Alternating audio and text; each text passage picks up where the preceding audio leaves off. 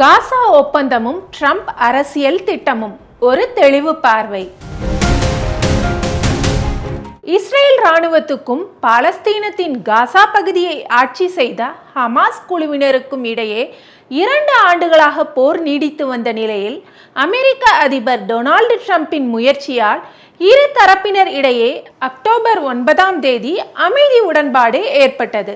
காசாவில் 10ஆம் தேதி போர் நிறுத்தம் அமலுக்கு வந்தது. இந்த அமைதி உடன்பாட்டின்படி ஹமாஸ் குழுவின் பிடியில் இருந்த 20 இஸ்ரேலிய பிணை கைதிகள் செஞ்சிலுவை சங்க நிர்வாகத்திடம் ஒப்படைக்கப்பட்டனர்.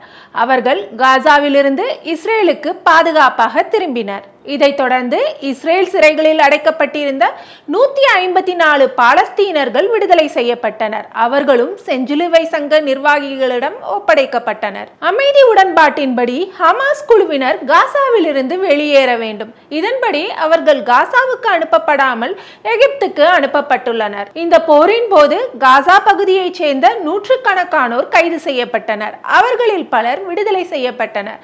அவர்கள் மட்டும் காசாவுக்கு அனுப்பி வைக்கப்பட்டனர். இந்த சூழலில் அமெரிக்க அதிபர் ட்ரம்ப் இஸ்ரேலுக்கு சென்றார். பின்னர் ஜெருசலேம் நகரில் உள்ள இஸ்ரேல் நாடாளுமன்றத்தில் அவர் சிறப்புரையாற்றினார். அவர் பேசும்போது இஸ்ரேல் பிரதமர் பெஞ்சமின் நெத்தன்யாகு மற்றும் முஸ்லிம் நாடுகளின் தலைவர்களால் காசா போர் நிறுத்தம் சாத்தியமாகி உள்ளது. அனைவருக்கும் நன்றி. போர்க்காலம் முடிந்து மத்திய கிழக்கில் புதிய பொற்காலம் தொடங்கியுள்ளது. இதுவரை 8 போர்களை நிறுத்தியுள்ளேன் என்று தெரிவித்தார். இதன் பின்னர் எகிப்து சென்ற ட்ரம்ப் ஷர்ம் அல் ஷேக் நகரில் நடைபெற்ற காசா அமைதி உச்சி மாநாட்டில் பங்கேற்றார். எகிப்து அதிபர் அப்தெல் படா அல் சிசி, ஐநா பொதுச் செயலாளர் அந்தோனியோ குத்ரேஸ், இங்கிலாந்து பிரதமர் கீர் ஸ்டார்மர், இத்தாலி பிரதமர் ஜார்ஜியா மெலோனி, பாகிஸ்தான் பிரதமர் ஷெபாஸ் ஷெரீப் உட்பட 31 நாடுகளின் தலைவர்கள் பிரதிநிதிகள் மாநாட்டில் பங்கேற்றனர். இந்தியா சார்பில் வெளியுறவுத்துறை இணையமைச்சர் கீர்த்திவர்தன் சிங் கலந்து கொண்டார். இந்த மாநாட்டின் நிறைவாக ட்ரம்ப் முன்னிலையில் காசா அமைதி ஒப்பந்தம் உறுதி செய்யப்பட்டு கையெழுத்தானது. காசா அமைதி மாநாட்டில் பங்கேற்க எகிப்து அரசு சார்பில் இஸ்ரேல், ஹமாஸ், ஈரானுக்கு அழைப்பு விடுக்கப்பட்டது. ஆனால் 3 தரப்பினரும் மாநாட்டில் பங்கேற்கவில்லை. இந்த போர் நிறுத்தம், அமைதி ஒப்பந்தம் அனைத்துக்கும் தனக்கான கிரெடிட்டுகளை கொடுத்துக் கொள்ள அமெரிக்க அதிபர் ட்ரம்ப் எந்த வாய்ப்பையும் தவறவிடவில்லை. இது புதிய மத்திய கிழக்கின் வரலாற்று விடியல் என்று ட்ரம்ப் முழங்கிய நிலையில் பாலஸ்தீனர்களின் நில உரிமை மீட்கப்படும் வரை, இஸ்ரேல் அவர்களின் நிலத்தை கட்டுப்படுத்தும் வரை நீடித்த அமைதிக்கும் ஸ்திரத்தன்மைக்கும் வாய்ப்பில்லை என்று பாலஸ்தீன உரிமைக்காக குரல் கொடுக்கும் ஆர்வலர்கள் கூறுகின்றனர். ட்ரம்ப் தனது உரையில் இஸ்ரேல் பிரதமர் பெஞ்சமின் நெத்தன்யாகுவை மன்னிக்க வேண்டும் என்ற கோரிக்கையை முன்வைத்துள்ளதும் இங்கே கவனிக்கத்தக்கது. நெத்தன்யாகுவை புகழ்ந்து தள்ளிய அதே வேளையில் இஸ்ரேலின் கொடூர தாக்குதல்களுக்கு சர்வதேச அரங்கில் எழுந்த எதிர்ப்புகளையும் அவர் லாவகமாக சுட்டிக்காட்டினார். எனினும் காசாவில் இஸ்ரேல் நிகழ்த்திய கொடூரங்கள், அதனால் ஏற்பட்ட உயிரிழப்புகள், மக்கள் புலம்பெயர்ந்தது, உடைமைகளை இழந்தது, நிலங்களை இழந்தது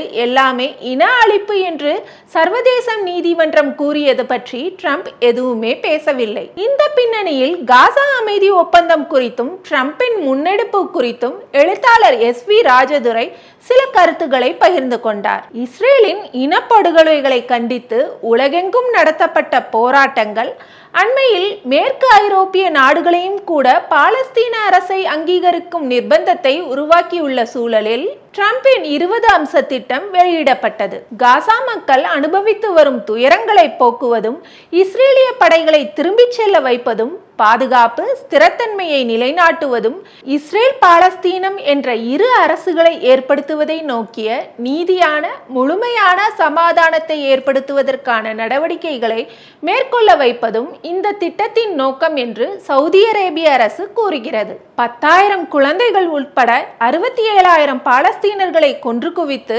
அவர்களது வாழ்விடங்களை இடிபாடுகளாக்கி அங்கு உணவு செல்ல விடாமல் தடுத்து பட்டினி போடுவதன் மூலம் பாலஸ்தீன மக்களை கொன்று குவித்தல் என்ற புதிய உத்தியை பயன்படுத்திய இஸ்ரேலுக்கு வழங்கப்பட்டுள்ள பரிசுதான் ட்ரம்பின் இந்த திட்டம். இஸ்ரேலும் ஹமாஸும் செய்து கொண்ட உடன்படிக்கையின் பகுதியாக காசாவின் 58% நிலப்பகுதி இஸ்ரேலின் கட்டுப்பாட்டில் இருக்கும். பிறகு அது படிப்படியாக குறைந்து கடைசியில் இஸ்ரேலும் அதன் பகை சக்திகளும் மோதிக்கொள்ளாமல் இருக்கும் ஒரு பகுதி இஸ்ரேலிய படைகளின் கட்டுப்பாட்டில் நிரந்தரமாக இருக்கும்.